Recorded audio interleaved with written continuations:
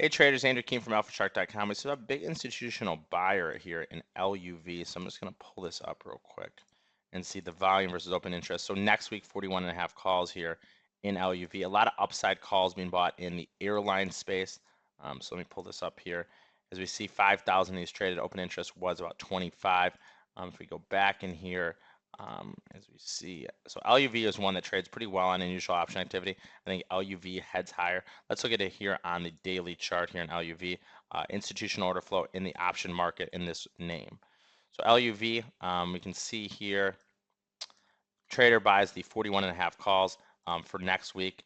A lot of upside calls being bought in the airline space. And we see here, might have consolidated here, might have a short-term bottom here around 39.01. If I wanted to trade it in the stock, I could buy it here with a stop under 39.01, maybe a 38.5 stop. I'd be risking about $1.80.